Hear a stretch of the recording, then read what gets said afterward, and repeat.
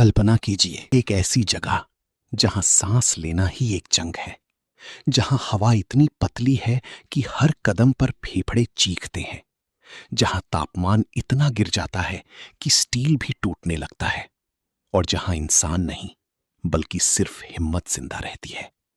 ये कोई फिल्म नहीं है, ये कोई कहानी नहीं है, ये है सियाचिन ग्लेशियर, दुनिया का सबसे ऊंचा और सबसे खतरनाक युद्ध क्षेत्र। और इसी बर्फीली मौत की धरती पर एक ऐसा ऑपरेशन शुरू हुआ जिसने इतिहास बदल दिया, ऑपरेशन मेघदूत। ये कहानी सिर्फ एक सैन्य मिशन की नहीं है, ये कहानी है उस साहस की है जिसने असंभव को संभव बनाया, उस रणनीति की है जिसने दुश्मन को बिना बड़े युद्ध के पीछे धकेल दिया, और उस संघर्ष की है जहां इंसान ने प्रकृति के सबसे क्रूर रूप से लड़ाई लड़ी। साल था 1984।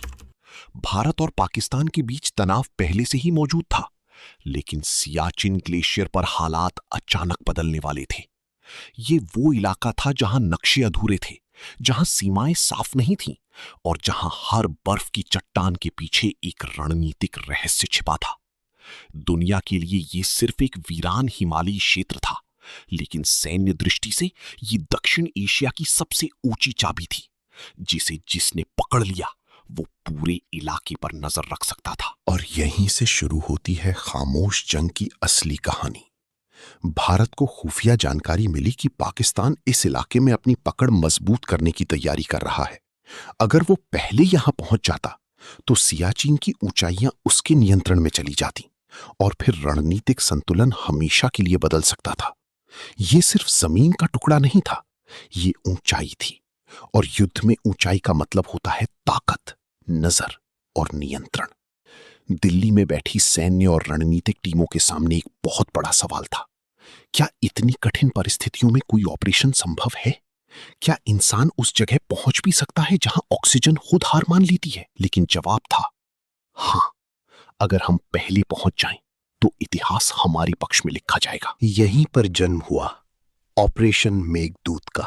नाम जितना शांत, मिशन उतना ही खतरनाक। मेघदूत यानी बादलों का संदेशवाहक, लेकिन इस संदेश में बारिश नहीं, बर्फ नहीं, बल्कि नियंत्रण की रणनीति थी। भारतीय सेना ने एक ऐसा प्लान बनाया जो सामान्य युद्ध की किताबों से बिल्कुल अलग था। ये टैंक, तोप या बड़े युद्ध का ऑपरेशन नहीं था, ये था पहले पहुंचो और कब्जा करो का मास्टर स्ट्रोक। लेकिन समस्या ये थी कि वहां पहुंचना ही लगभग असंभव था। सियाचिन ग्लेशियर की ऊंचाई 20,000 फीट से भी अधिक थी। वहां हेलीकॉप्टर उड़ान भर सकते थे, लेकिन हवा इतनी अनिश्चित थी कि एक छोटा सा बदलाव भी उन्हें क्रैश करा सकता था।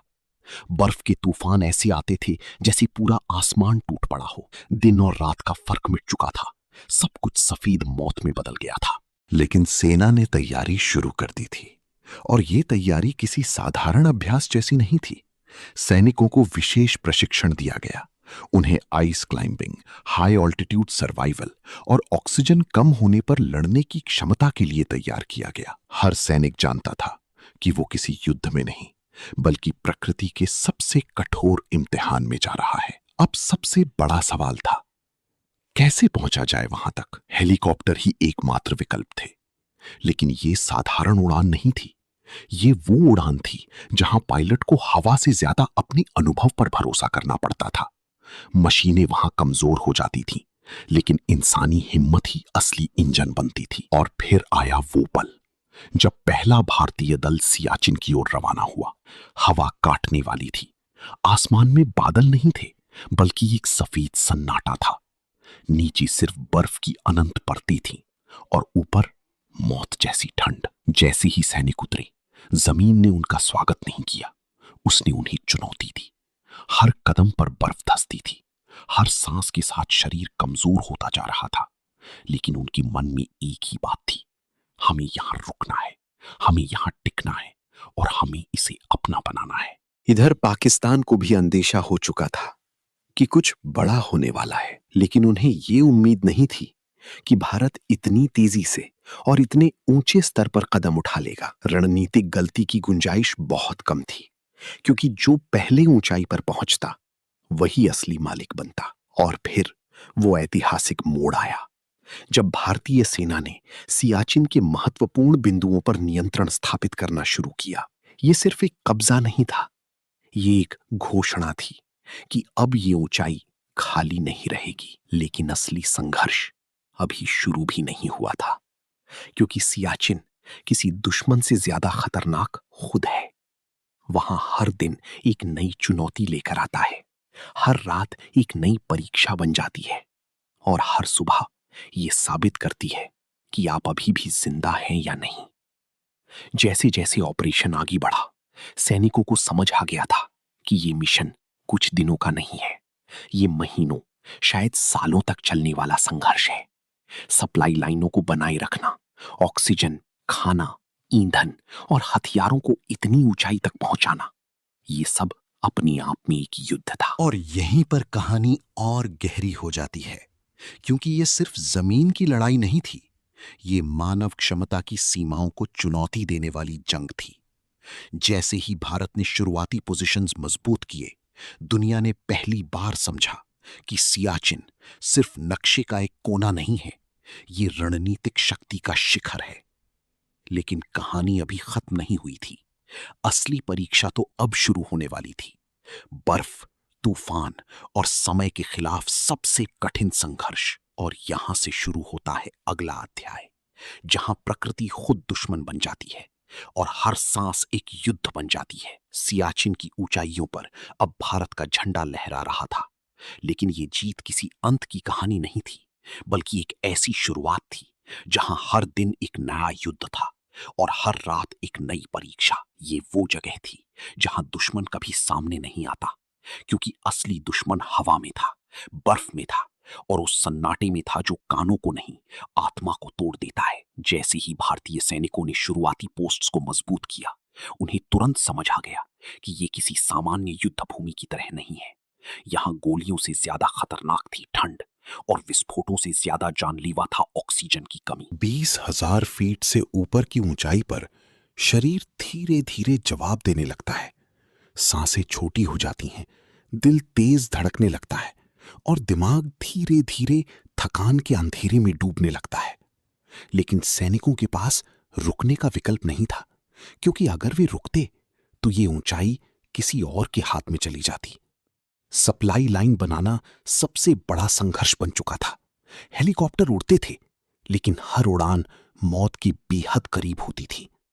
हवा अचानक बदलती थी, बर्फ के तूफान रास्ता रोक देते थे और कई बार पायलटों को बिना लैंडिंग किए वापस लौटना पड़ता था। लेकिन फिर भी रसद पहुंचानी थी, क्योंकि बिना खाना, बिना ईंधन और बिना ऑक्सीजन के कोई भी पोस्ट ज्यादा समय तक नहीं टिक सकती थी। और वहीं दूसरी तरफ जमीन पर तैनात सैनिक बर्फ में अपनी बेस बना रहे थे। टेंट नहीं, बल्कि बर्फ के अंदर खुद को काट कर बनाई गई छोटी छोटी आश्रय। दीवारें बर्फ की थीं, छत बर्फ की थी और बाहर दुनिया पूरी तरह सफेद मौत बन चुकी थी। हर रात एक संघर्ष होती थी। तापमान -50 डिग्री सेल्सियस तक गिर जाता था, हथियार जम जाते थे, पानी बर्फ बन जाता था और शरीर धीरे धीरे सुन्न होने लगता था। लेकिन इन सब के बीच भी एक चीज जिंदा थी, अनुशासन और देश के लिए कर्तव्य। सैनिकों के लिए सबसे कठिन समय वो होता था जब बर्फीले तूफान आते थे।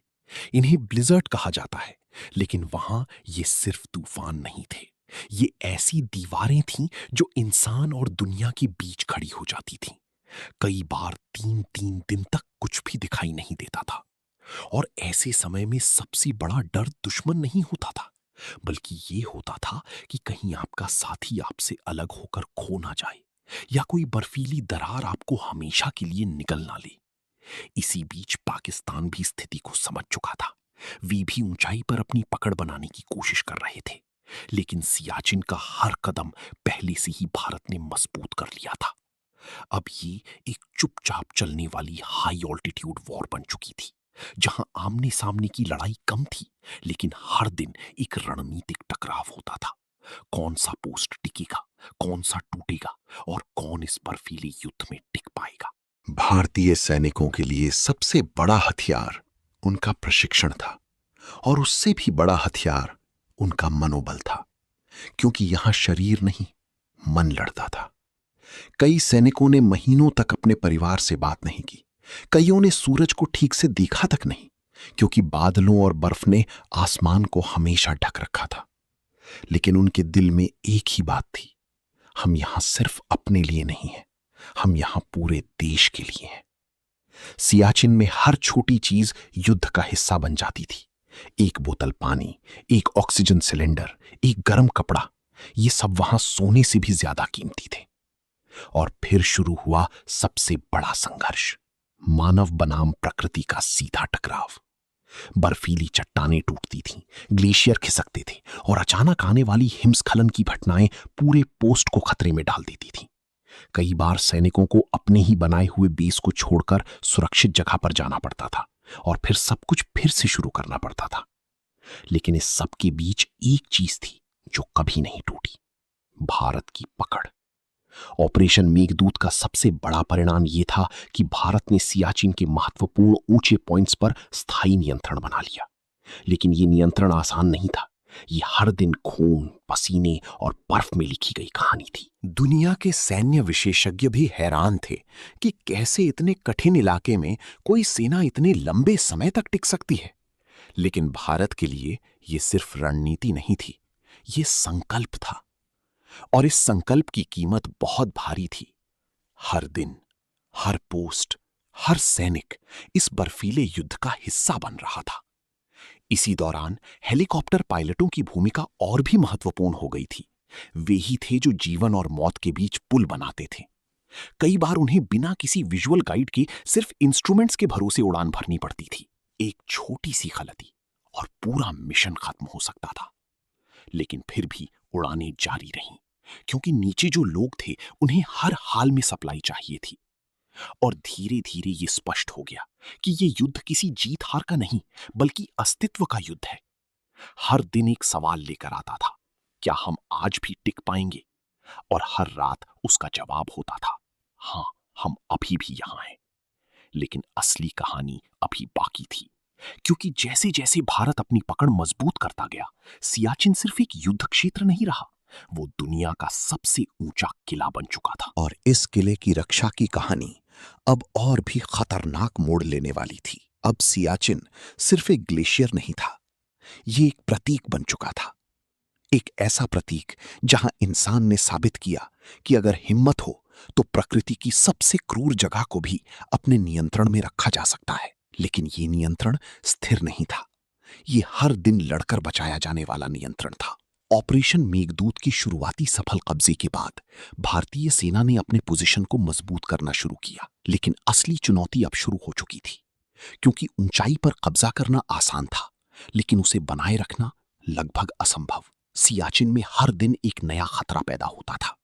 कभी ग्लेशियर टूटता, कभी बर्फ की दीवारें खिसकती, और कभी अचानक मौसम ऐसा बदलता कि पूरा इलाका एक सफेद अंधेरे में खो जाता। ये वो युद्ध था जहां दुश्मन दिखाई नहीं देता, लेकिन हर पल मौजूद रहता है। भारतीय सैनिकों के लिए सबसे कठिन समय वी होती थी जब चारों तरफ सन्नाटा होता था। ऐसा सन्नाटा जो आवाज नहीं देता बल्कि डर पैदा करता है। उस सन्नाटे में सिर्फ एक चीज सुनाई देती थी, अपनी ही सांसों की आवाज, और उसी सांस पर टिकी होती थी हजारों जिंदगियों की फैसली। सप्लाई अब भी एक बड़ी चुनौती थी। हेलीकॉप्टर लगातार उड़ान भरते थे, लेकिन हर उड़ान एक जोखिम थी। कई बार पायलटों को सिर्फ जीपीएस और अनुभव के भरोसे उतरना पड़ता था।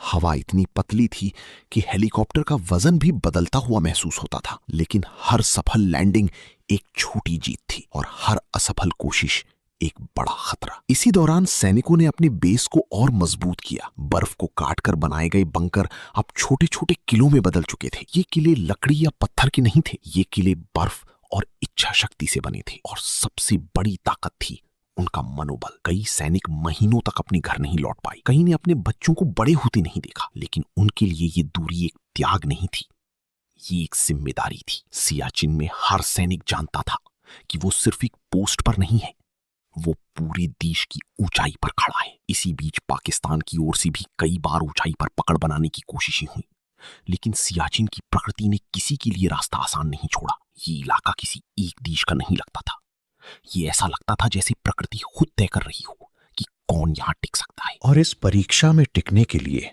सिर्फ हथियार नहीं, बल्कि मानसिक मजबूती चाहिए थी। तापमान -50 से -60 डिग्री तक गिर जाता था। धातु त्वचा से चिपक जाती थी, पानी तुरंत बर्फ बन जाता था और मशीनें अक्सर काम करना बंद कर देती थीं। लेकिन इंसान फिर भी चलता रहता था, क्योंकि उसे पता था कि रुकना मतलब हार है। समय बीतता गया और ऑपरेशन मेघदूत एक ऐतिहासिक सफलता बन गया। भारत ने सियाचिन के प्रमुख ग्लेशियर पोजीशन पर स्थायी नियंत्रण बनाए रखा। लेकिन ये सफलता किसी अंत की तरह नहीं थी, ये एक नई जिम्मेदारी थी। दुनिया के सबसे ऊंचे युद्ध क्षेत्र पर खड़े सैनिक अब सिर्फ सीमा की रक्षा नहीं कर रहे थे, वे एक ऐसे विचार की रक्षा कर रहे थे कि इंसान अपनी सीमाओं से ऊपर उठ सकता है। सियाचिन आज भी दुनिया का सबसे कठिन सैन्य पोस्ट माना जाता है। यहां युद्ध कम होता है, लेकिन संघर्ष हर दिन होता है। और ये संघर्ष दुश्मन से नहीं, बल्कि परिस्थितियों से होता है। ऑपरेशन मेघदूत ने यह साबित कर दिया कि युद्ध सिर्फ गोलियों से नहीं जीते जाते। कभी कभी युद्ध समय, मौसम और हिम्मत से जीते जाते हैं। ये कहानी किसी एक जीत की नहीं है, ये कहानी है उस लगातार चलने वाले संघर्ष की है, जहां हर दिन एक नया इम्तिहान है और हर इम्तिहान एक नई जीत। और जब आप सियाचिन के उस बर्फीले सन्नाटे को देखते हैं, तो समझ आता है कि वहां तैनात हर सैनिक सिर्फ एक वर्दी नहीं पहनता, वो इतिहास को अपने कंधों पर ढो रहा होता है। ऑपरेशन मेघदूत खत्म नहीं हुआ था, वो आज भी जारी है, क्योंकि ये युद्ध किसी दुश्मन के खिलाफ नहीं, बल्कि उस ऊंचाई के खिलाफ है जो हर दिन आपको गिराने की कोशिश करती है। और यही इसे दुनिया का सबसे ऊंचा युद्ध क्षेत्र बनाता है, जहां जीत का मतलब जिंदा रहना है, और जिंदा रहना ही सबसे बड़ी जीत है।